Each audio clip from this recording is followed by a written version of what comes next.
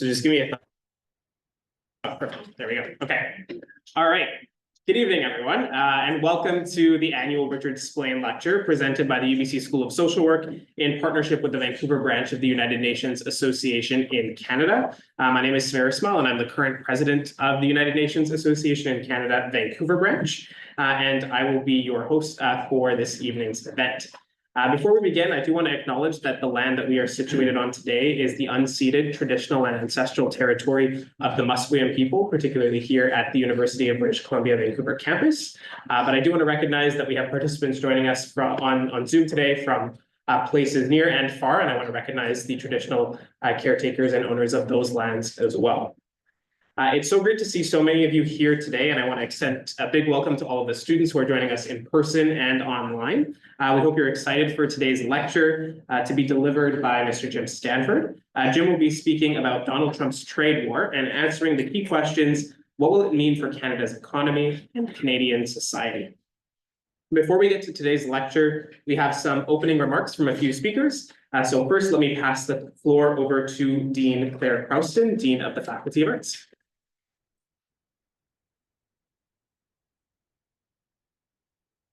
Thank you so much. It's a great honor to be here with you today to offer these opening remarks for this lecture. This is my second time introducing the Splane Lecture, and it's quickly become a huge highlight of my year. Last year's lecture, which hopefully some of you were able to be present for, was amazing, and I know we're in for a similarly really stimulating and enriching talk and discussion today.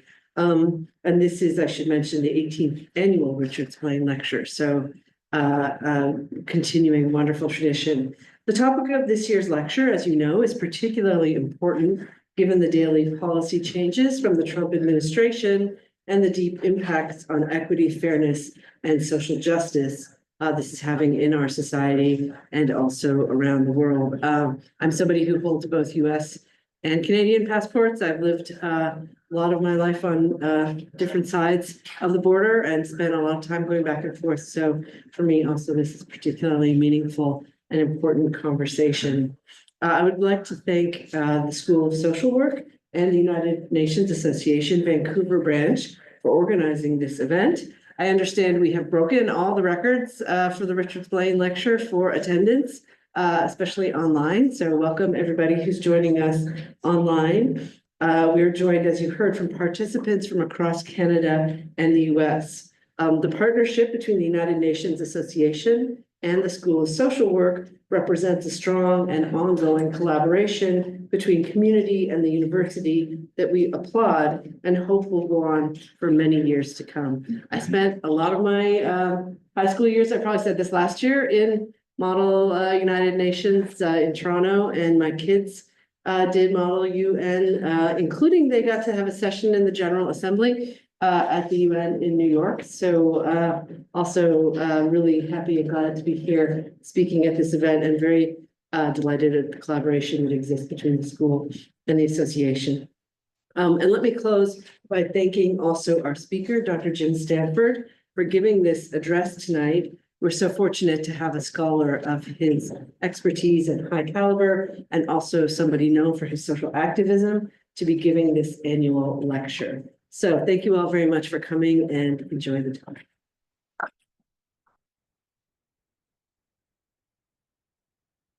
Thank you so much, Dean Crouston. We at the UN Association in Canada are also very proud of the partnership that we have built here with UBC and the School of Social Work. And I would now like to pass the floor to Dr. Leah Caragata, Director of the UBC School of Social Work.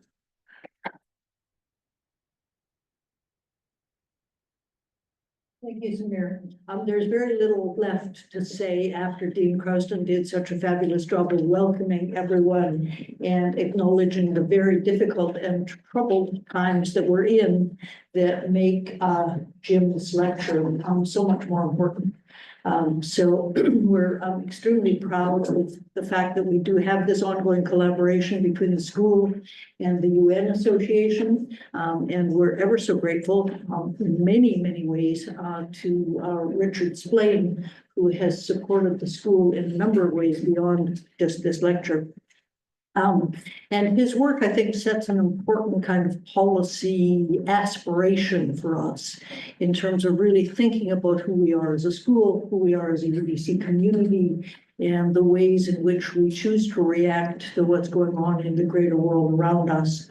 So I urge everyone to think about that as we hear Jim's talk, and think about what our own personal and collective responsibilities are to act in ways that do support the kind of justice, equity, and diversity that we talk about and that is now so much under threat.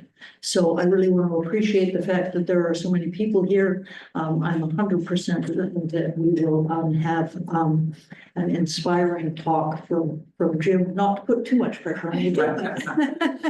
And I also want to just acknowledge and appreciate Donna Baines, who this year has taken on the task of organizing the Splane Lecture, which is an enormous amount of work, and also Patsy George, who should really be up here and who has been stalwart in fostering and supporting our connection with the United Nations Association of Vancouver. So thank you, and I will turn the mic back over to Samir.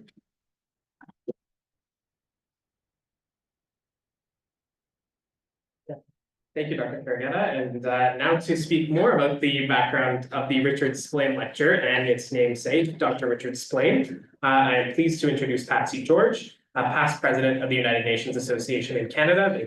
Patsy, over to you.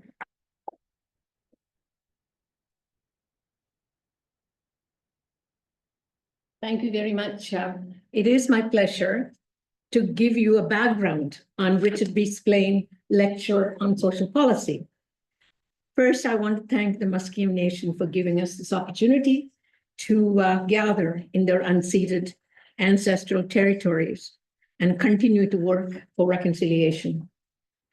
Dr. Splane was born in Calgary, educated at McMaster University, University of Toronto, and London School of Economics. As an expert on social policy and a social reformer, Dr. Splane chose the route of public service and academic work to make Canada a better place for ordinary people, for the poor, the young, families, and people with disabilities, seniors, unemployed, and newcomers to Canada. After serving as a pilot during the Second World War in England, Dick, that's how we called him, those of us who knew him, he became an assistant deputy minister with the federal government. He was the chief proponent of Canada Assistance Plan, which provided 50% of funds to the provinces for health, education, and social services. Dick became a professor of international development upon retirement from public service, with special interest in the global South, together with his equally well-loved wife, Verna. Briefly, he was actually acting director of the School of Social Work. In 2006, when Dick became 90 years old, the United Nations Association, which he had served as president, and UBC School of Social Work and other partners decided to organize an annual lecture in his name on social policy to honor him. Thus, the first lecture started in 2007, and here we are on the 18th year. Until his death in 2015, at the age of almost 100, Dick blessed us with his presence and encouragement, together with his equally accomplished wife, Verna, to continue these lectures and discussions. Some of us will remember the wonderful reception they used to hold at their home after the lecture. And of course, he always served carrot cake. That was his favorite, apparently. During the last 17 years, we have been able to focus on a number of policy areas, namely immigration, multiculturalism, poverty eradication, rights of Indigenous peoples and reconciliation, homelessness, policies to protect children and advocate for them locally and globally, hunger and food security issues, guaranteed income, climate change issues, and many more. Dick believed in engaging the public, specifically the students, in social policy discussions, where issues of human rights, social justice, and peace are discussed. He truly believed that we can and we must influence the public policy development.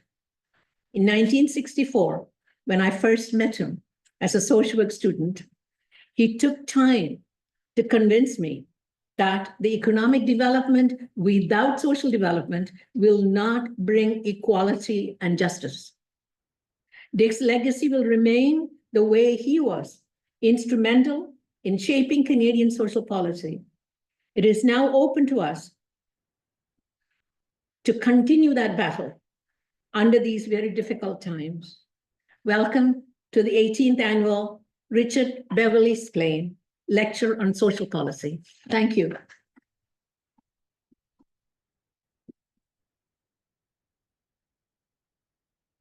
Okay, thank you so much, Patsy. And it's now time to introduce our keynote speaker for the 2025 Richard Splane Lecture, Jim Stanford. Jim is an economist and director of the Center for Future of Work, a labor economics think tank based in Vancouver, BC. Jim served for over 20 years as an economist and director of policy with Unifor, Canada's largest private sector trade union, formerly the Canadian Auto Workers. He is quoted frequently in the print and broadcast media and contributes regular commentaries to the Toronto Star, CTV News Channel, and Chorus Radio. He has provided research and advice through numerous federal and provincial government panels and inquiries on economic policy, innovation, jobs, and social policy. Jim received his PhD in economics from the New School for Social Research in New York. He also holds a Master of Philosophy in Economics from Cambridge University and a Bachelor of Arts in Economics from the University of Calgary. He's also the Herald Industry Professor in Economics at McMaster University in Hamilton, Canada, and an Honorary Professor in the Department of Political Economy at the University of Sydney.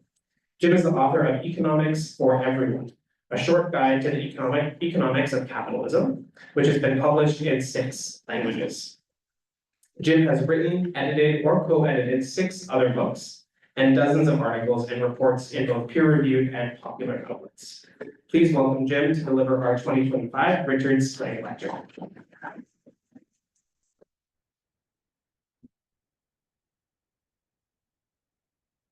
Samir, thank you very much. Thank you. And Dean Krausman and Leah and Patsy. That's just tremendously humbling for me. Now I know how you got the record attendance for tonight's session. It isn't me. You said you invited a whole bunch of people to give the opening remark. So next year you could beat the record if you had 50 people to give opening remarks. Just kidding. I am very grateful. First, I want to thank the United Nations Association for co-sponsoring this and also for what you do, which is more critical today than ever. Obviously, anyone who cares about a rules-based international order had better get their ass down and join the United Nations Association.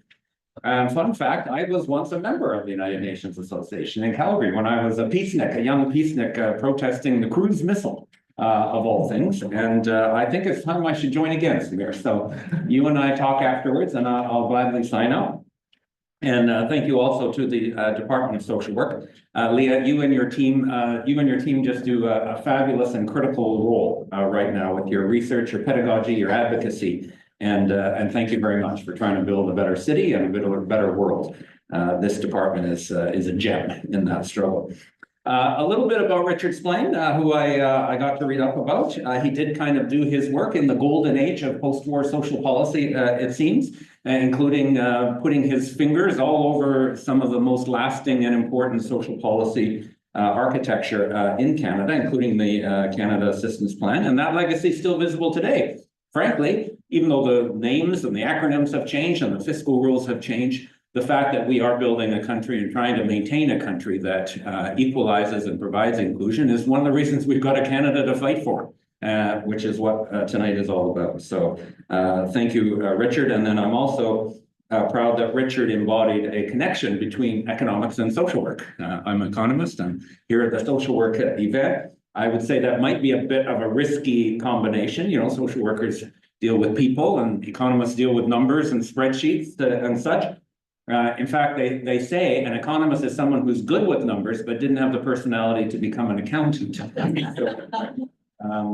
On the other hand, Richard did it. Richard crossed those paths, and the words that you cited, Patsy, about him and that fundamental lesson that you cannot just have economic development without social development if your goal is to improve human lives and the human condition. And he is 110% right on that still today. So, okay, let's jump in to talk about the subject of the moment, Trump's trade war and what's going on with it. I prepared these slides about 10 days ago, so I think there's about 15 updates that are now required because, of course, Donald Trump changes his mind every morning when he wakes up.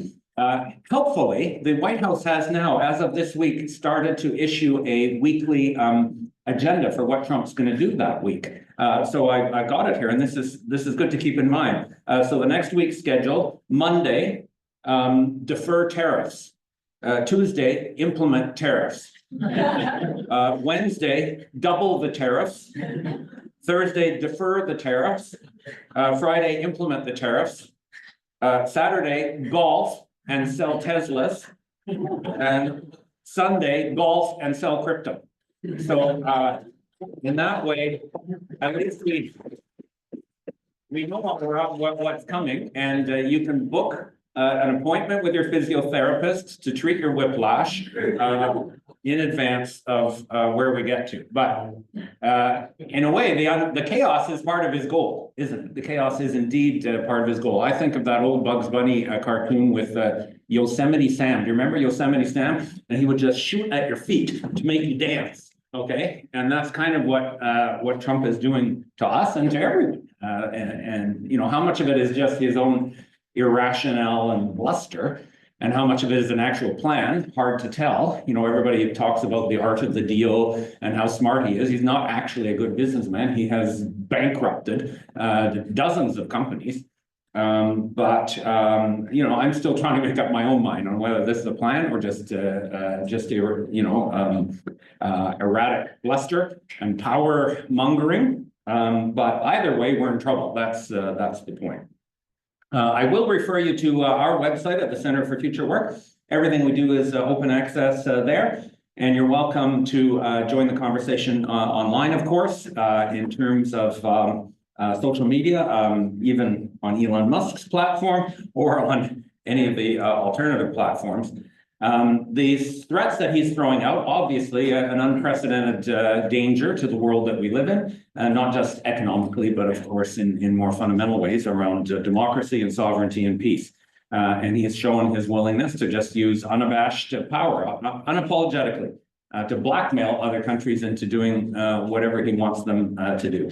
In an optimistic scenario, he's kind of setting up costs and parameters to bargain for concessions.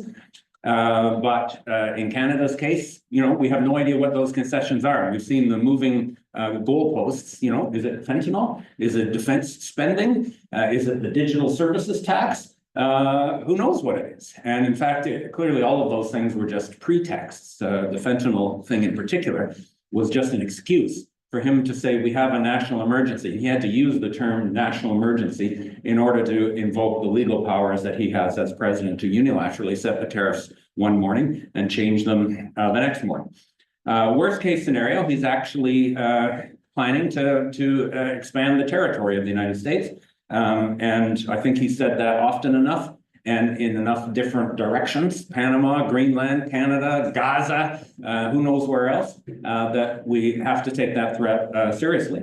And either way, even if it's the better scenario that he's just trying to bargain with us, if he does bargain with us and gets something for it, then he's going to do it again. That's clear. And either way, it's a challenge to our sovereignty.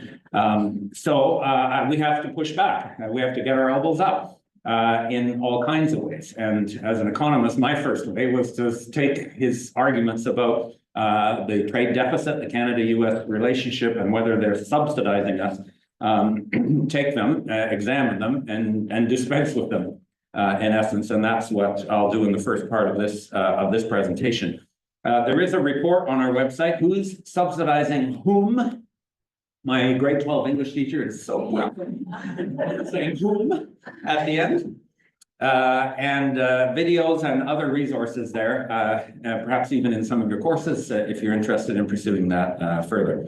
The first point is about the U.S. trade deficit itself. So a trade deficit for America means simply they're buying more from the rest of the world than they sell to the rest of the world. The trade deficit is your imports minus your exports in essence. And the reality is America's had a trade deficit for 49 straight years.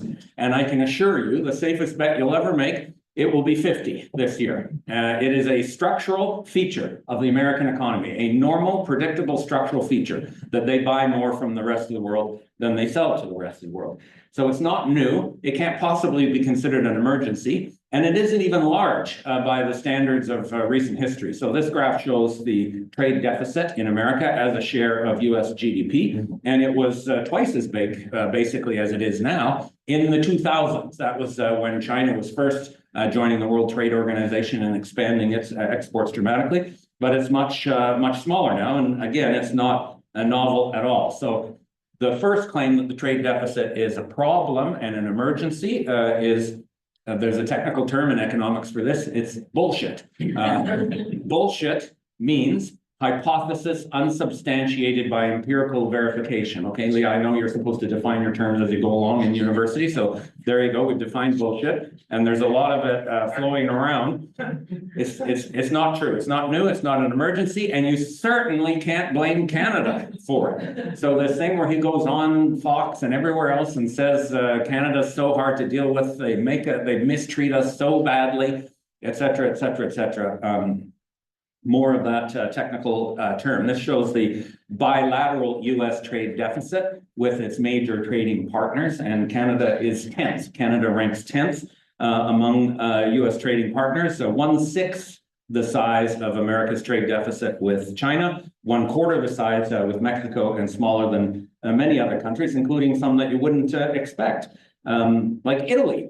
What the hell do they buy from Italy? It's a lot of pizza, I guess, and tomato sauce and Vespa scooters, I guess. But at any rate, $40 billion US was the trade deficit in 2023. And that is on all goods and services. So all the trade in goods and services, $40 billion American that year. And it shrank in 2024. We don't have the year-end data yet for 2024. Moreover, 40 billion American might sound like a big number, but it isn't big in terms of the context of an enormous two-way flow between the two countries. So Canada and the United States have the biggest bilateral trade relationship in the world by far. There's about $1 trillion a year in goods and services that flow both ways across the border. So suddenly 40 billion doesn't look very big compared to $1 trillion.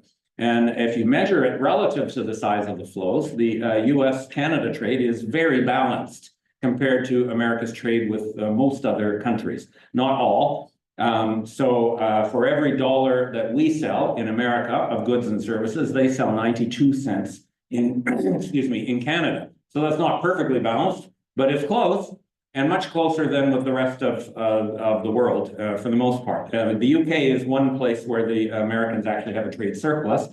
Australia, interestingly enough, is another. And by the way, Trump hammered the Brits and the Aussies with the tariffs as well. So gosh, it wasn't about the trade deficit after all. It's about something else. And don't believe that we've somehow, brought this on ourselves through mistreatment. Compared to the overall average with the rest of the world, the US sells 80 cents for every dollar it buys. So getting rid of Canada makes the balance problem worse if you believe that the trade deficit is in fact a problem. Trump in his bluster has stood up and said they don't need anything from Canada. And this, of course, is nonsense. They do need a lot of things from us. Now, we've heard a lot about how they need our oil. And yes, they do need our oil. We export about 4.5 million barrels a day of oil to the United States, over 50% of total US oil imports. So over half of what they import from the rest of the world, they get from Canada. So if there was a serious disruption in that flow, and Daniel Smith's nightmares notwithstanding, no one has actually said turn off the taps, okay? But if there was a disruption, it would make the old oil crises of the 1970s. Some of us are old enough to remember the pictures when the cars were lined up around the block to wait to get gas, okay? And it would make that look like child's play compared to this. They get way, way more oil from us than from the Persian Gulf or from anywhere else. But it isn't just our oil, and this is very important, including for how we as Canadians think about how we hold together to confront Trump. In fact, most of what we sell to the United States is not finished products that show up on the shelves at Costco or whatever. Most of what we sell are inputs to U.S. businesses. So yes, that includes oil, but it includes all other forms of energy. It includes forestry products, minerals, agricultural commodities, raw materials, industrial, bulk industrial products, everything. Most of it, about 3/4 of what we sell to the United States, goes into the production process of American companies. So they use our stuff to then produce goods and services that they sell to Americans, sell back to Canadians, sell to the rest of the world. So in this regard, disrupting or taxing or limiting their imports from Canada is actually shooting themselves in the foot because they're going to make it more expensive for American businesses to do what they do. It's going to make American products more expensive. He's actually shot himself in both feet because in the other foot, he's shooting himself because Canada is America's biggest export market. They sell more in Canada than any other country as part of that gigantic two-way trillion-dollar flow. So bang, cripple Canada's economy, bang, make products for U.S. businesses, inputs for U.S. businesses more expensive. Trump never talks about services, and this is very interesting. Services can cross borders as well in all kinds of ways, tourism, transportation, business services, even higher education, of course. It can be an exported commodity if people from around the world come to use that commodity. And the reason Trump never talks about trade and services, even though it's large and it's the fastest growing part of international trade, is because the Americans have a lot on services trade. So he's not going to talk about it because he loves it the way that it is. They've got the biggest banks, the biggest financial consultants, the biggest tech companies, the biggest digital streaming companies, et cetera, et cetera. These are all part of international trade, and the Americans, for various reasons, have a huge positive in this. America's trade surplus with us, so that now they're in surplus territory, was $32 billion in services. So that offset a good chunk of their deficit that they have in merchandise, in actual products. And it's the biggest genuine trade surplus in services with any country. You'll see they have a bigger accounting trade surplus in services with Ireland. That number is a myth. That number is the result of tax evasion by big American companies like Apple and Meta and other companies would have set up subsidiaries in Ireland to take advantage of Ireland's unusually low corporate tax rate. So they can do all of their business for Europe and other parts of the world through a portal in Ireland. And in order to accomplish that and shift their profits to this low tax jurisdiction, they charge themselves artificial prices for services like management consulting or intellectual property or whatever else.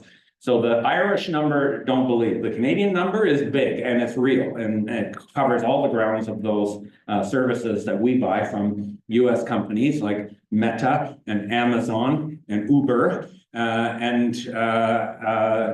basically all the tech bros who were in the front row at Trump's inauguration is where they're getting this big number from.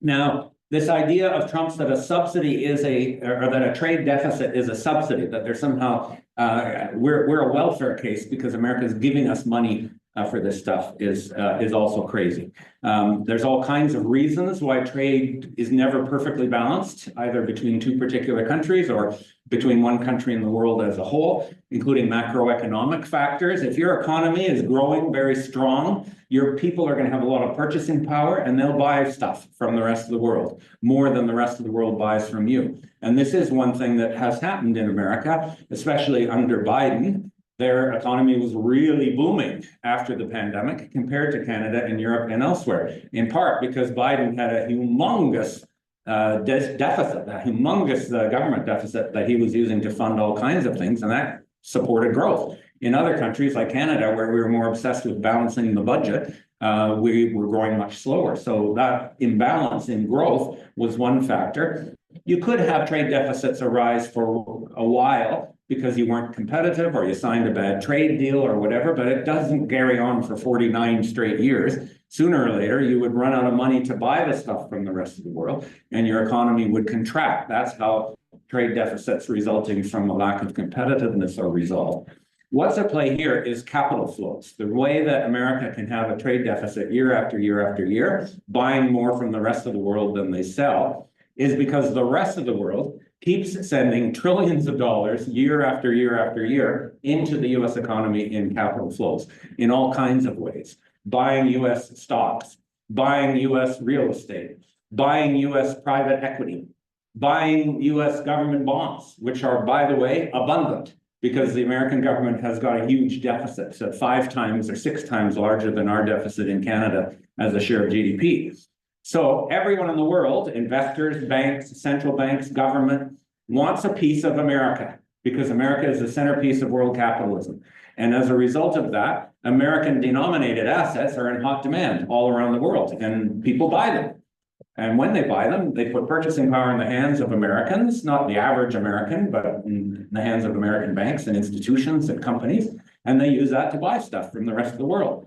So in this way, the deficit is a sign of strength, the sign of a privileged position at the center of a globalized system that allows America, in essence, to kind of print money that they use to buy stuff from the rest of the world. And as long as you're able to print money, then guess what? You're going to be buying more than you're selling. And that's not a bad position to be. If anyone in the world has their hand out, okay, for a handout, it's the Americans, because they're getting the money from everywhere else to buy stuff that allows them to consume more than they produce.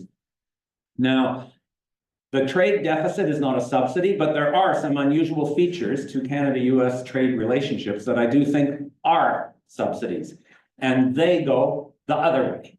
So our research paper identified 3 very sweet deals in our bilateral trade relationship that I think do constitute subsidies in favor of the Americans. One is that oil I mentioned, 4.5 million barrels a day of oil going south, not at the world price, at anywhere between $15 and $30 a barrel below the world price. Why? Lots of reasons. The quality of Canadian oil is lower, it's heavier and higher sulfur, and it's produced from oil sands, so they get all these chemicals in it to dilute it. The transportation costs, the access to different markets, the lack of refining capacity in other countries to use oil that's that heavy and lower quality. So lots of reasons for it, but the end result is it saves the Americans about $20 billion a year. That's a subsidy. They're getting they're not just getting a whole lot of our oil, they're getting it for cheap. That's the subsidy part. Secondly, those services exports that I talked about, where the US has a big surplus, it isn't the surplus per se that is a subsidy. It's more the fact that these services, especially digital services, are coming in largely uncounted. A lot of them don't even show up in those trade balance numbers, unregulated and untaxed. Okay, we've had a heck of a problem trying to make companies like Meta, okay, with the global internet dominance, pay a fair share of taxes in response to the size of their operations. We're trying. We have just implemented a new thing in Canada called the digital services tax, 3% of revenues on these cross-border digital services transactions. Whoopie doodle, 3%. And the Americans are gunning for it. If we ever sit down to negotiate with Trump, and I don't know if we will, but if we do, that will be the first item on the agenda, get rid of that digital services tax. And I think people in Canada probably understand that. So if you're selling, if you're in a line of business and other businesses, you know, if you're a basic old department store like the Hudson's Bay, you have to pay tax on your operations. If you're selling it and transferring it digitally through Amazon, you don't, because they can avoid it. That's a subsidy. Finally, the weirdest form of subsidy is the fact that we have done our bit as Canadians to support that capital flow into the US. Okay, they've got their hand out for money year after year, and we do our bit. We pitch in and give them money. We have lent America $1.5 trillion in the last decade. That is a lot. And it's a historical switch for Canada.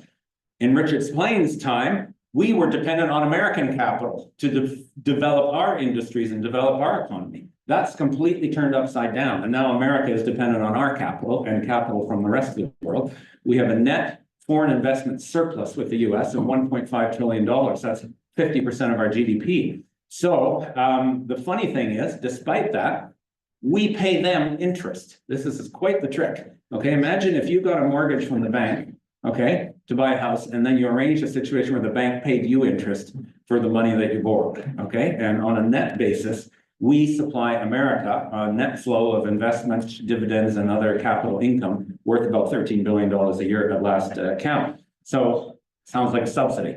So here is the huge holdings of Canadian debt. This is just, Canadian holdings of US debt.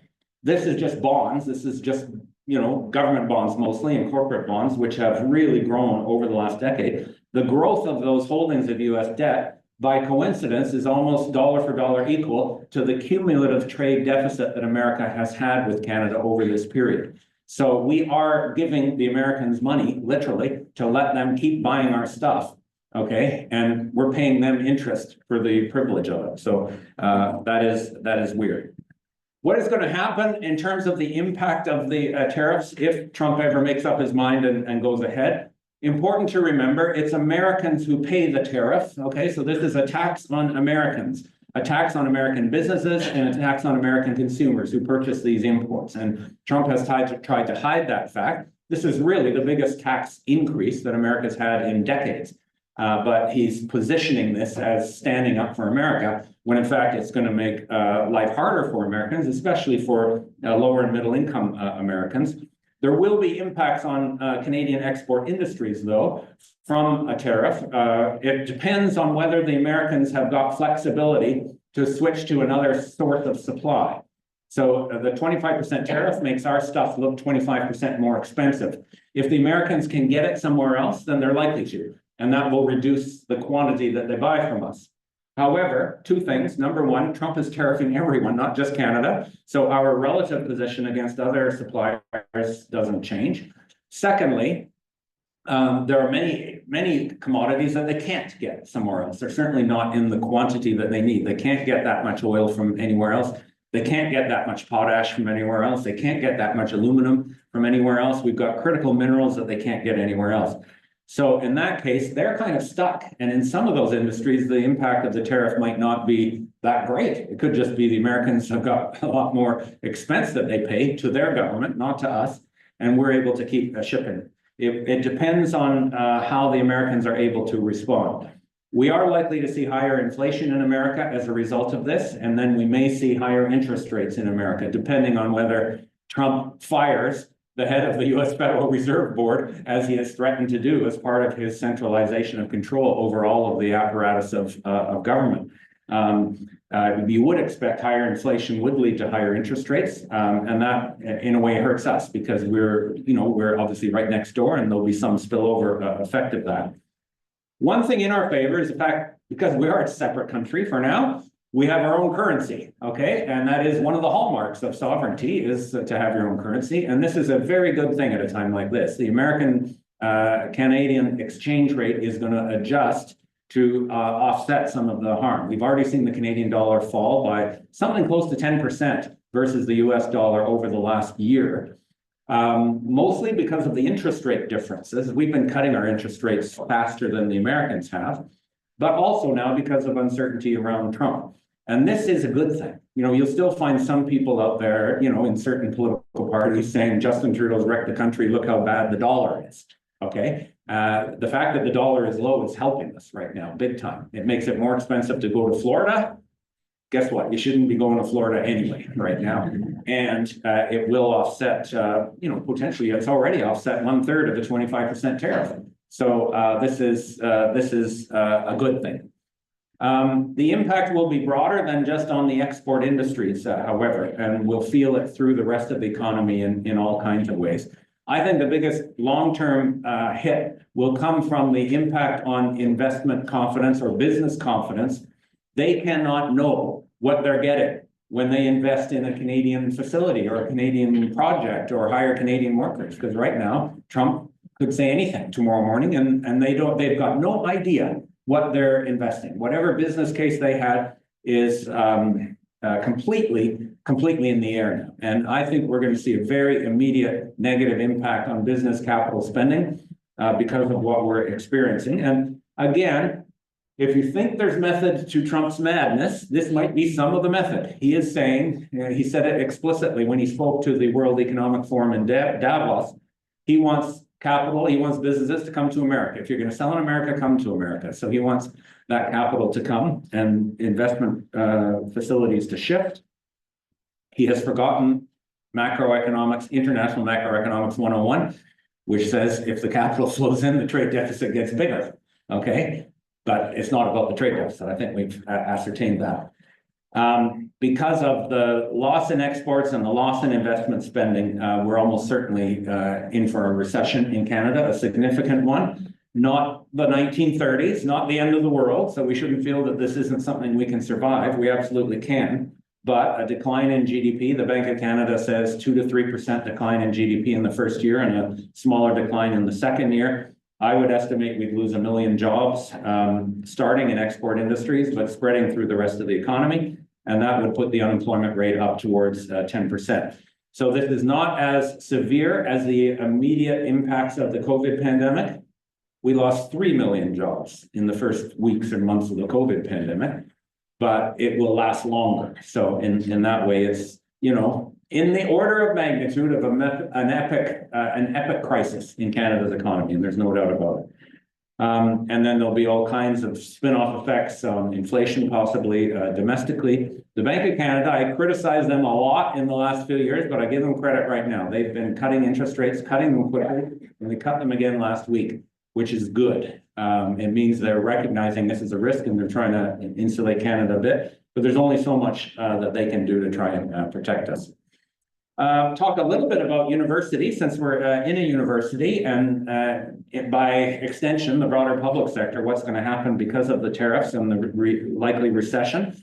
Of course, we're going to see a big hit to government funding, as happens during recessions. Government revenues always fall automatically in a recession. And hopefully the government doesn't try to balance its budget in the middle of a recession. If they do, they'll make the recession worse.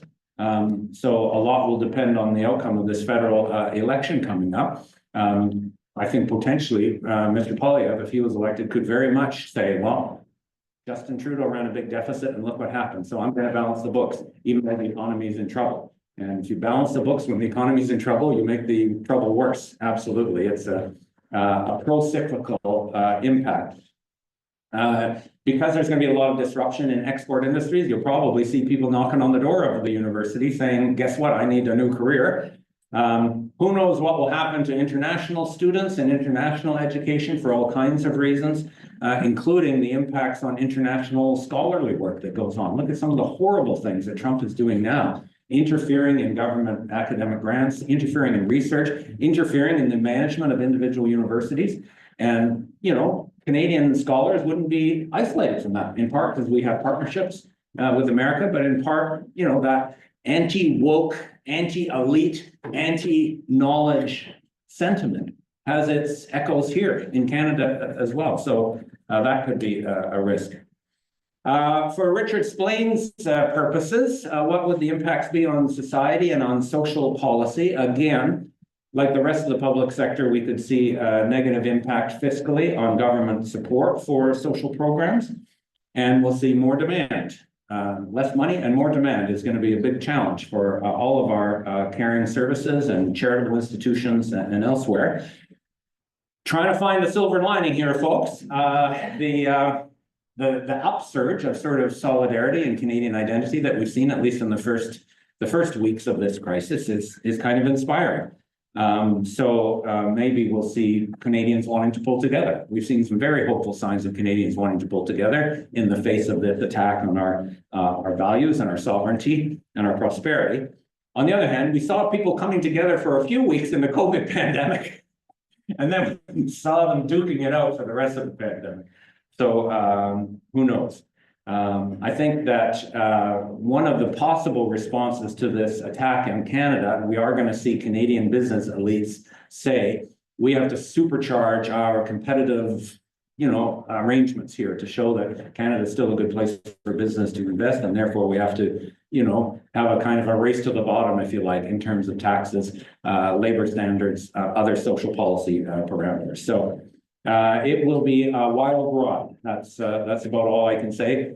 Another thing they say about economists is we were put on earth to make astrologers look good. Okay, so any of my forecasts about what happens during a trade war and all trade war, take with a grain of salt. Let's talk finally about how does Canada respond.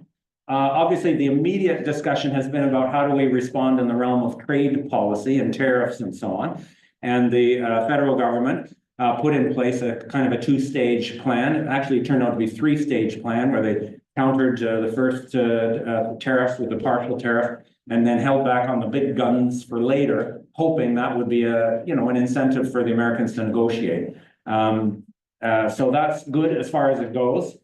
And, in the logic of deterrence, it's hard for a former member of the United Nations Association to talk about the logic of deterrence. But the reality is if you're in a war, you have to be ready to do some harm to the other side. And in this case, be willing to impose tariffs, even if in some ways that makes it worse. You could say, well, it'd be easier for Canadians if we didn't have tariffs, we'll just go with the flow.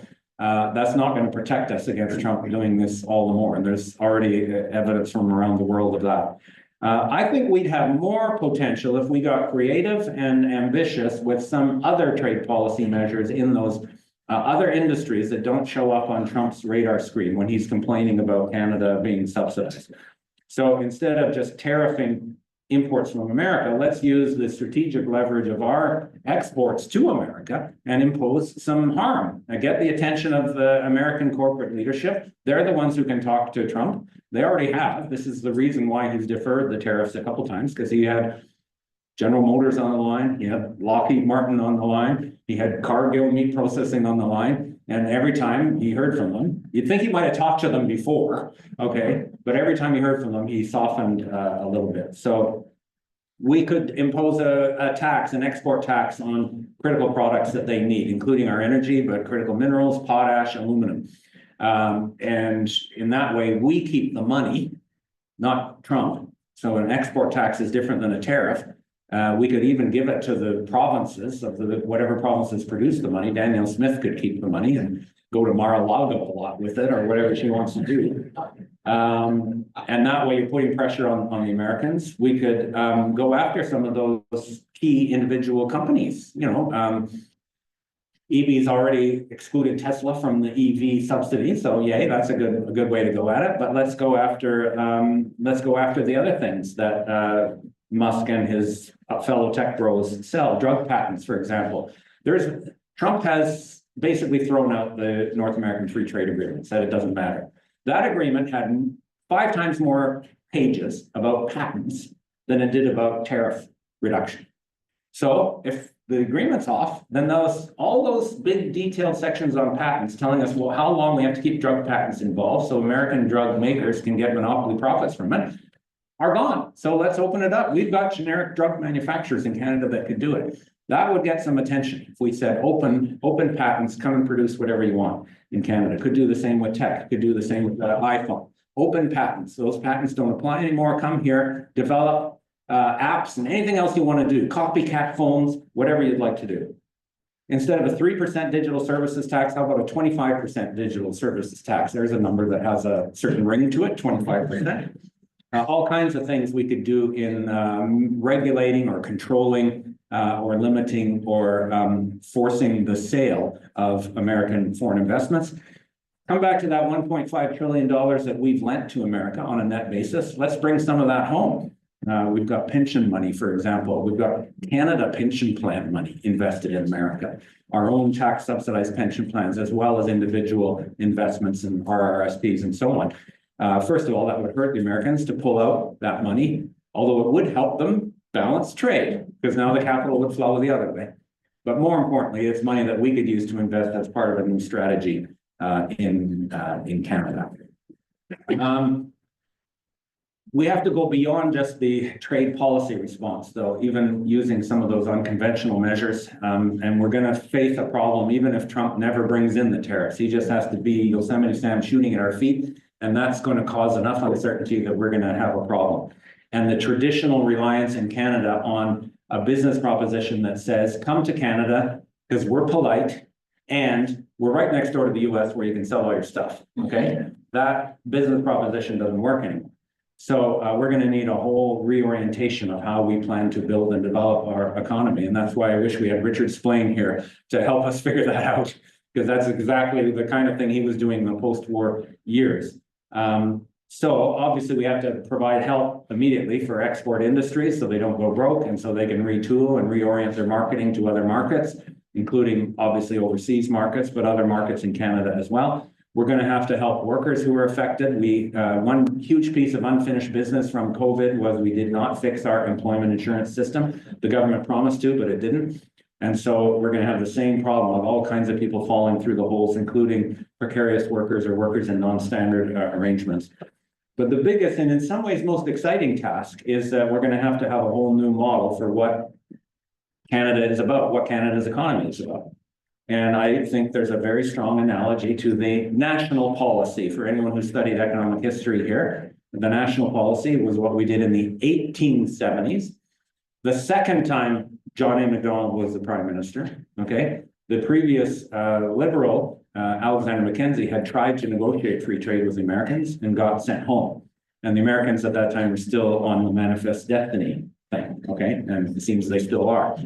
So then John A. Macdonald got back in and said, we're going to have a whole different strategy, national policy to develop and diversify Canadian industry, including high tariffs on finished manufactured goods, but low or non-existent tariffs on inputs to Canadian-based businesses. So there was logic there in trying to enhance the incentive to make stuff in Canada. Infrastructure, including the railway and other east-west links, and all kinds of financial support for developing Canadian industry in all sectors. And we kind of followed that model until, frankly, the Macdonald Commission, a century later, which got on about how all we have to do is integrate with the United States and everything will be hunky-dory. Our productivity will magically rise, our GDP per capita will magically rise, and we'll be protected against erratic US action. We are not protected against erratic US action. In fact, we're more vulnerable to erratic US action than we were when the Macdonald Commission issued that infamous report. So we're going to have to find different rationale for producing and investing and innovating and working in all sectors of the economy. And this is a challenging historic task, but I think it's inevitable now, because even if Trump says, okay, I was just joking, people aren't going to believe it. And companies aren't going to believe it. So there's all kinds of things we can do in Canada by Canadians for Canadians. 80% of our GDP is not exported. This is where we get carried away with the global infatuation. You know, if you say this with me, say global. Global. Okay, say it twice. Global. Global. Say it 3 times. Global, global, global. You sound like a bunch of turkeys, right? So if you get too obsessed with the global, you can miss what's right in front of you. And the fact is 80% of what we produce never crosses the border, okay? It is everything from, you know, those minerals and resources and manufacturers that we don't export, and there's significant bits we don't, to construction, to utilities, to private services, to public services. These are all things we do right here, and we can do that. I've been arguing if there was a terrible earthquake and Canada split off at the 49th parallel and floated into the sea, we'd still have the 10th largest economy in the world. We'd still have 40 million workers, citizens, and consumers. We'd still have among the best educated workforces in the world, incredible natural resources, of course, but incredible human and social strengths as well. And we would absolutely have the capacity to be a successful economy. But it's going to take a new plan and a new orientation to do that. And to do that, we're going to have to come together in unexpected ways with unexpected bedfellows. And I think that means for progressives, having a bit of discipline about what we're expecting out of this and who we're willing to sit down and talk to, and see if we can pull together something that would work. I am old enough to remember the fights against the first free trade agreement in the 1980s. This is very smug-looking Brian Mulroney with the protest outside. I got this from the Globe and Mail actually very recently, and I'm just starting to wonder if that guy top left corner might be me.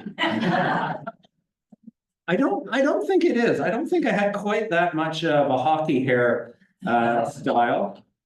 And I don't recognize the sign, but at any rate, I was at protests like that, and we all were, and we warned that economic integration created risks, and boy, were we right. It hasn't enhanced our standard of living. The McDonald Commission promised our productivity, which was about 90% of the US level, would magically harmonize with the US because of competition. That was the literal assumption, and there were economic models that came out and put numbers on that and said, you Canadians will be so much better if you just do this. And we went the other way. Starting at the time of the McDonald Commission, we lost the upward harmonization that was occurring, and now we're 80% of the US level on productivity because we lost some of our capacity as a country to nurture high value, high technology, innovation intensive industries. And we lost a lot of our manufacturing, we lost a lot of our auto industry, et cetera, et cetera. So we've got people saying the same thing now, right? Let's just join the United States and we'll magically get per capita GDP equal to theirs. First of all, Americans don't get paid per capita GDP, okay? Their wages, their median wages are lower than ours. Okay, and the median American has less income, pays more taxes, and has worse social services than ours. So let's dispense with this per capita GDP bullshit, again, to invoke the technical term. But don't expect there's going to be any harmonization whatsoever. We will then become, as soon as we erase that artificial line, we will become a northern backwater to a bigger system, and there'll be no particular reason to come to Canada. When the border is there, and more importantly, when we've got policies that motivate it, there is a reason to come to Canada. And this is what we have to resuscitate at this point. So this is a dangerous moment, no doubt about it, for all kinds of reasons, including reasons much more important than just the economic costs. On the other hand, we could thank Trump for doing us a favor, for reinvigorating our understanding of what it is going to take to defend Canada as an idea. And the values of Canada. We can also thank Trump for helping us realize Wayne Gretzky always was an asshole. Even before he put on that MAGA hat. On the other hand, it's going to be a hard work to happen. And I'm excited about the kind of Team Canada values that are being expressed. On the other hand, I see people in Canada trying to take advantage of the fear that people have and push us in the wrong direction to fracture us and divide us. The corporations, all the oil CEOs came out yesterday and said, Trump's attacking Canada. This is terrible. Therefore, eliminate all climate regulations on the oil sector, including an emissions cap and the carbon price at the industrial level and everything else. So everybody is going to try to take advantage of this moment, including in terrible ways. But if we had some leadership and some passion and some courage and some willingness to sit down and talk to people who we haven't been talking to a lot, then I think we could end up better off as a country in a way that Richard Splane would be proud of. So thank you very much for your attention. And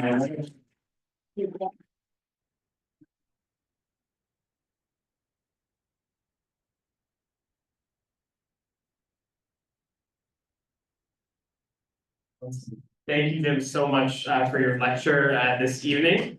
We're now going to proceed into a Q&A period. So we have 20-ish minutes, I would say, for some questions. So what we'll do is we'll start here in the room. And then if you are on Zoom online, the way to submit your question is going to be to use the Q&A feature and send in your question that way. We have people who are reviewing the questions on the back end, and we'll try to ask questions that are asked most frequently and things that represent the broader themes of the discussion today. So let's start here in the room, and we have a very generous volunteer who is going to be our runner to go around the room and just make sure that whoever wants to ask a question can use the mic. So we'll start. Anyone have hands for questions? Let's see. Yeah.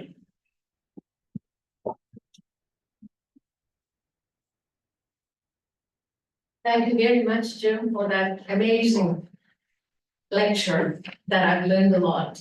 And I like to feel more confident than I was an hour ago. But there are a couple of things that I wanted to ask you about.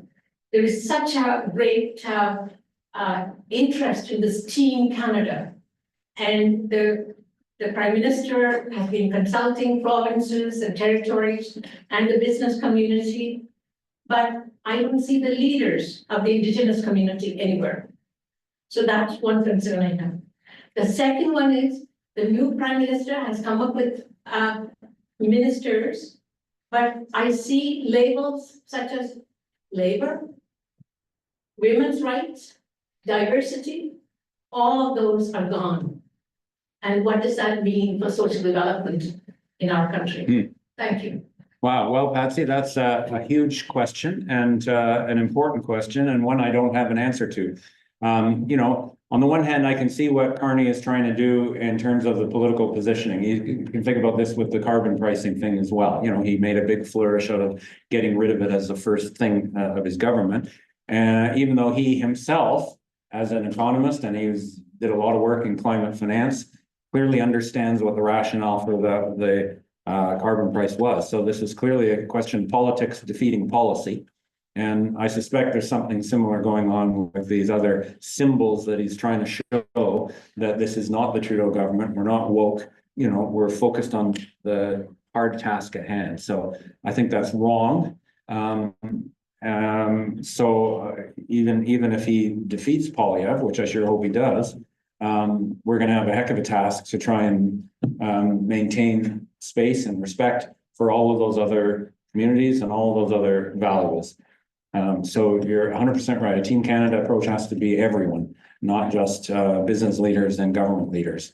Now, for us as progressives, it does have to include business leaders. You know, I was kind of interested to see that Perrin Beatty, the former head of the Chamber of Commerce and a former Conservative cabinet minister, also said Canada needs a new national policy.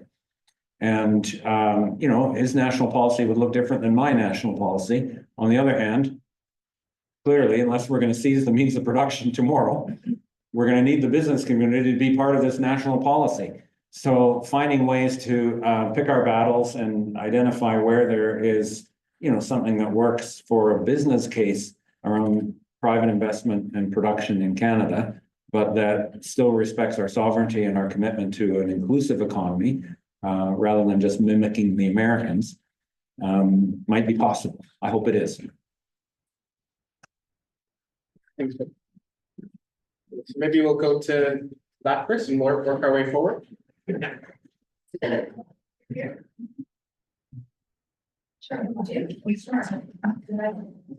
You guys can fire me. Look at this. We're being all so polite here as Canadians. No, you speak first. No, you speak first. No, you speak first. We've run out of time. There's no time for the question. Yes, well, thank you very much for the information. Considering the really wonderful, basic and solid information you've given, I'm just wondering, I have two questions. The first one is, where are the voices of the hundreds or thousands of smart Americans who would also know all that same information? That's my first question. The second question is, at the bottom of one of your slides, you had a statement that you didn't speak on, and I wondered if you could, and then I think what the slide said was promoting interprovincial activity or trade was nonsense. Could you speak to both of those things? Right. Okay. Thank you. Okay. Well, where are the Americans? This is a good question. A part of it is that Trump has been so successful in centralizing control and authority. No one in the sort of business community, and certainly none of the Republicans, are willing to speak out.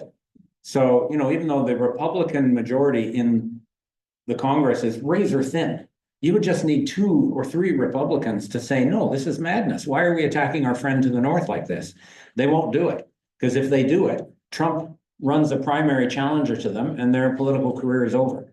So it's and then all other kinds of ways that Trump is, you know, pulling apart democracy one brick at a time. And this has kept people cowed. Now, when he got close to actually doing it, like when he was going to put the tariffs on the auto industry, suddenly he did have, you know, the CEOs of Ford and GM and so on the phone saying privately, listen, this is not a good idea.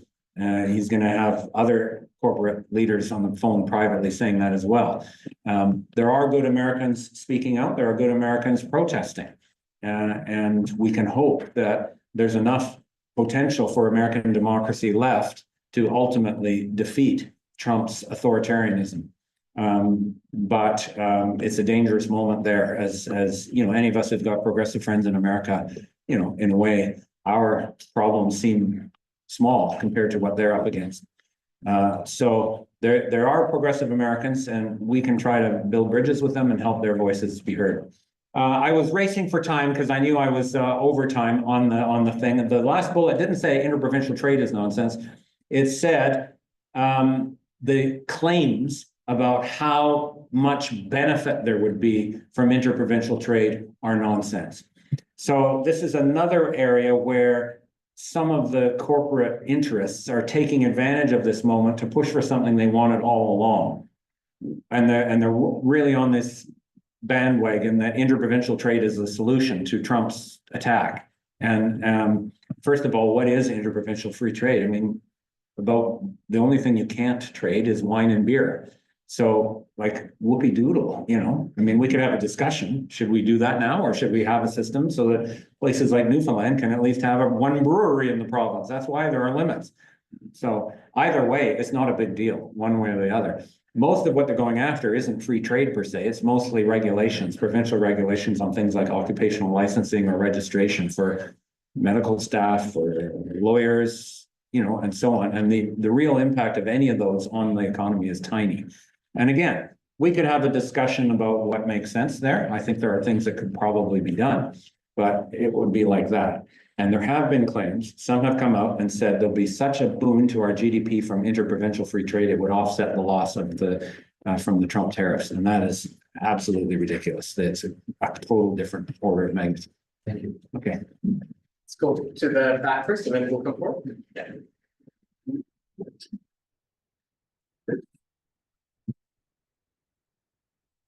Hey, very much, thanks. My question is, around who the thought leaders are that are guiding our government right now. So there's people such as yourself putting on doing a lot of work and thinking about this, but who does the government look to think of forming new policy to guide them in all this? Like, is it just a disparate group of lobbyists on each different topic, or is there like a real think tank that's the genuine thought leader that guides our team? Well, that's a particularly nebulous question right now because they're about to pull the plug and go to an election. And they've already kind of been in that mode for a while. Now, in the initial weeks after Trump's inauguration and all the saber rattling, the federal government did pull together some tables. You know, there's a business industry labor table that has been working. They did consult with the provincial premiers around the Team Canada thing. And I know that they've had more issue-specific things, including some on defense, some on industry policy, and so on. So I think frankly they've been pretty open to hearing different views. The government under Trudeau, but also trying to manage the politics of the whole thing. So it was all coincident with Trudeau resigning and then all of the unfolding drama that we now have. So with Carney, I think it would probably be, from what I'm seeing so far, a tighter circle of policy making, and partly because of his focus. You know, he thinks his biggest advantage is, I know how to handle a crisis. I'm going to focus on the dollars and cents economy issues, and to reinforce that, and also based on where he comes from, I think we'll see a tighter and more business-oriented group around him. But I think he also is personally committed to some of these broader issues, certainly on the environmental stuff he is. And secondly, as a liberal politician, liberals only work when they can, you know, suck in support from all sides. So he's going to have to pay some attention to some of those other stakeholder interests as well. But I do think it's going to be an important challenge for progressives to push for more attention to those issues within Carney's team, if in fact he wins. but also be part of the conversation. Like frankly, I don't have much time for people who just want to stand on the side at this point and say, I've got a pure vision of what the ideal Canada would be, and that's what I'm here for. Because if we all do that, Canada won't be there. Okay, so do we have some Yeah. time as well? Online. Okay, so we'll take one online and then we'll come back to the. Yeah, I'm gonna just try to group a couple, if we can, kind of speak across some, please, Jim. So there's a question about what should a stimulation package look like? And then there's, one on how quickly can Canadians, businesses adapt to new markets? And then there is a question, from one of our American friends, asking, if there's any advice you can provide for progressive Americans, what can they do? Okay, well, on the last question, we have a very generous refugee policy in Canada. Still, for the time being. Okay, well, all we can say for Americans is, please raise your voice, join with other good Americans. Trump does not speak for the majority of Americans with what he's doing, and that's becoming clearer and clearer. His disapproval ratings in even conventional polls are growing and higher than other new presidents. And I think there's potential to push back, and we're seeing the seeds of some of the fight back, in all kinds of ways, including in the streets. So courage to our American friends, and know that we're with you, and know that we know that Trump does not speak for America. Trump speaks for a very narrow oligarchy. On a stimulus package for Canada, we are going to see a negative hit to our GDP, and that is going to require government at all levels to invest in spending power. Best way to do that is through income assistance for people who need it. The reason is they spend every penny that they get. If we do it through tax cuts, like Polyev has been saying, people, especially high income earners, don't spend every penny of it. So, we could need something sort of like a CERB almost, or else at least a significant repair to our EI system. But if we're going to take seriously this idea of a new national policy, we're also going to need big government role in motivating and supporting new investments in industries and new ways of producing and selling stuff. So export industries are going to have to find other places to sell their stuff. Yes, we will try to sell them to other markets in the world, including Europe. We've been saying that for decades, and it hasn't really happened. Why not?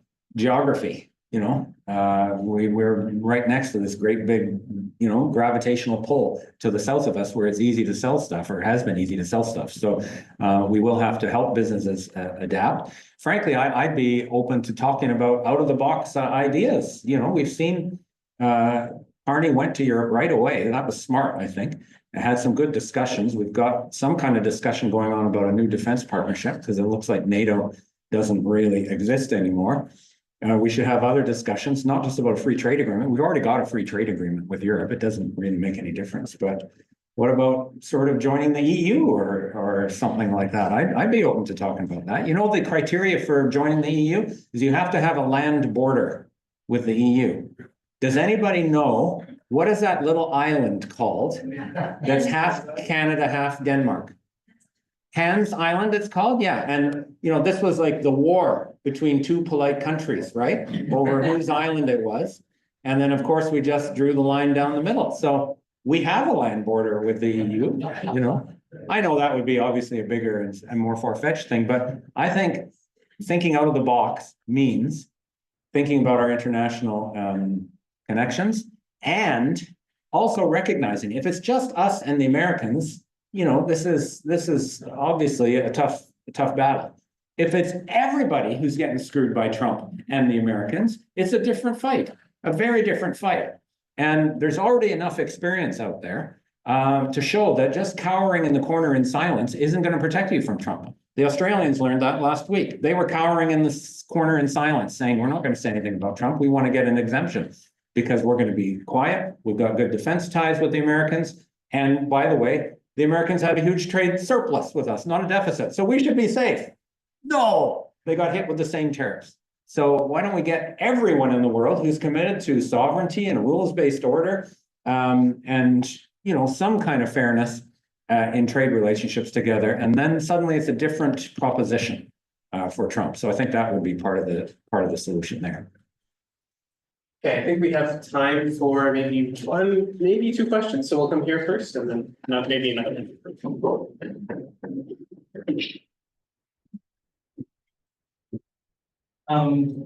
Why hasn't Canada reached out to Mexico, and should Canada reach out to Mexico? I think in particular about the big project on nearshoring. I know that a lot of Mexican industry was gearing up for that. And with this new panorama, could Canada benefit from? Right. Yeah, I think we absolutely should reach out to Mexico as part of, an important part of that. We need all the allies we can get. And Mexico's fight is very much our fight here. And they have an even worse dimension because the migrant pretext that Trump has been complaining about, he's tried to apply it to Canada. But obviously he's thinking about the Mexican border with all of his horrible racism and his horrible authoritarianism. The things they're doing with these people right now are sick. Absolute step. You cannot deny it. It's a step towards fascism to see how Trump is just rounding up people, ignoring judges' orders and sending them to jail in El Salvador. Like, what is that? That is fascism, no doubt about it. So, and then, to her credit, the Mexican president has handled this brilliantly, I think, a combination of pushing back against Trump, but also saying we're willing to negotiate and rallying Mexicans around her. Her approval rating was 80-something%, according to what I saw. So, I think she's doing fabulously. We could learn a thing or two from how she's doing it. So absolutely, we should have common cause with Mexico. And some of the, the previous debates that we'd had in the early days about free trade and so on, is it's water under the bridge. The reality is we now have an integrated North American economy, and you can't tell with a car, for example, whether it's made in Canada, made in the U.S., or made in Mexico. So we're in this together, and we might as well fight it out together. And Canada benefit from nearshoring. Oh, nearshoring. Sorry, I forgot that bit. So nearshoring, you're referring to the idea sort of after COVID that some of these far stretching global supply chains are too risky, both, for geographic reasons, but also for political reasons. So we should bring more of it home. And we already saw a lot of that happening with critical minerals, for example. This is one of the reasons the Americans were so interested in what we have. Well, they're still interested in what we have. They just want to get it a different way now by annexation. The logic of nearshoring means bringing these supply chains so they're closer to the United States. That part of it doesn't work anymore. So we've got to have not just bringing the supply chain here, but having a more holistic and self-reliant industrial model. Okay, I think we have time for maybe one more question and then we'll have to call it. So Be quick. yeah, it'll have to be super quick. George, you want to ask a question? Okay. Thank you. Yeah, this goes back quickly to one of the questions you answered earlier. You spoke about good Americans, and you spoke a little later about other countries. What do you think it will take to get the good Americans and indeed the other countries that are affected by Trump to actually speak out and do something and say something and call for change? Because it seems to me that everyone is, whether they are countries that are terrified of Putin and Trump's relationship with Putin, or whether they are, good Americans, as you say, who have been terrorized into staying quiet because they may lose their wealth. People are saying, what's happened to Barack Obama? What's happened to former presidents? Why are they not speaking out? What do you feel about that? Well, I think partly we're not getting the news. I know there are big fightbacks happening in America, and I stay in touch with some lefty American economists and other friends in America, and there's a few on this Zoom call who could attest that there's absolutely, I've seen huge rallies that Bernie Sanders is holding in places like Iowa. I've seen other protests happening all over. Obviously, people of color and migrant workers know their lives are at stake. They're organizing and mobilizing. And they'll try to use every opportunity, including the midterm elections in 2 years. On the other hand, the leadership of the Democratic Party has shown their true colors. They are oligarchs themselves, so they are not doing what they need to do. So that in a way is the Americans fight and will offer to help them. Globally, I think people are going to speak out. Look at what has happened in Europe. You know, no one has come out and said, Trump, don't annex Canada. Okay, that we'd like them to, but they are preparing for a world where America is an adversary rather than their ally. And here's a very important thing was the Germans overnight got rid of this debt brake, which is this absolutely perverse, stupid limit on what government's allowed to spend. And it's one of the reasons that you've had nonstop austerity in Germany, which among other things has fomented the fascists to come back into view. And now it's gone. Now, not necessarily for the best reason. They want to spend a whole shitload of money. That's a technical term in economics. Yes, shitload of money. That means abundant fiscal resources on defense. Okay, but they're going to spend it on other stuff as well. And these are ways in which I think the rest of the world is waking up, and I hope that we'll be part of it. And again, the fact that Carney went to Europe so quickly is a good sign in my books. So, thank you for that question. Awesome. Can we give Jim another?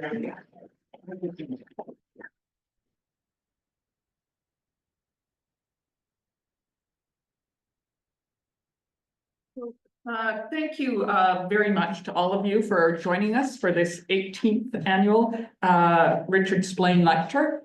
I am tasked with doing the thank yous. That's the fun job.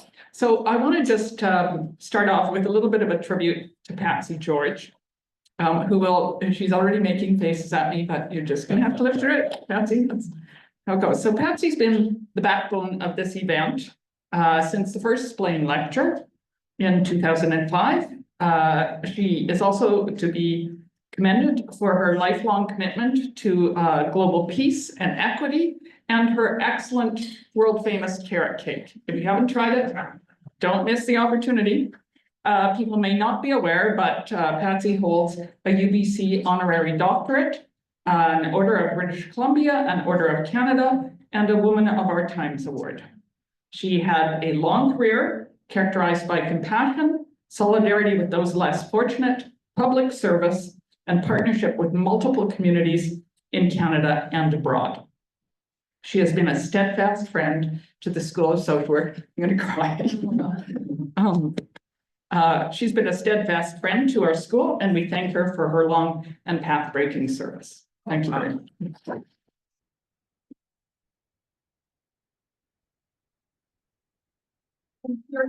Are also extended to our community partner in this endeavor, the United Nations Association Vancouver branch, and including our excellent chair, Samir Esmail. Where is Samir? There he is over there. And Natasha Levy, who was on our committee but couldn't be here tonight. We're also always grateful to the family of Richard Splane for the general bequest that keeps the debate on social policy alive and well in the UBC School of Social Work. Thanks also to Dean Crouston and to Leah Kergara, our director, for their opening remarks. Thank you to our fabulous audience online and in person. Thank you to Dara and Angelica for their excellent admin support. And finally, I would like to wrap up by quoting Canada's largest right-wing newspaper, The National. People have seen The National. So this is The National commenting on Jim Stanford's contribution to social debate in Canada. So some years ago, The National published a dubious compliment regarding our speaker this evening. In their words, and I quote, "Jim Stanford is a rare breed among left-wing economists in that he is not always wrong." So that was really a breathtaking compliment. Yeah, actually, it was life-changing. And in fact, Jim was so moved by this compliment that he asked that when the time comes, these words should be inscribed on his tombstone. So tonight we heard a lot from Jim, a lot of great arguments, and I think we'd all agree that he's almost never wrong. He helped us understand the dark and mysterious realm called trade, tariffs, and economics. And he made us all feel smarter. And like, even though Trump and his supporters wish we didn't understand this stuff, we can, and now we do. We can use this tough, confusing stuff and these arguments we heard tonight to bolster our courage and win the many battles for equity and social justice that are facing us today. Thank you very much, Jim, for all you do for working and disenfranchised people around the world today, and for doing an outstanding job of our 18th annual Richard Splane Lecture on social policy.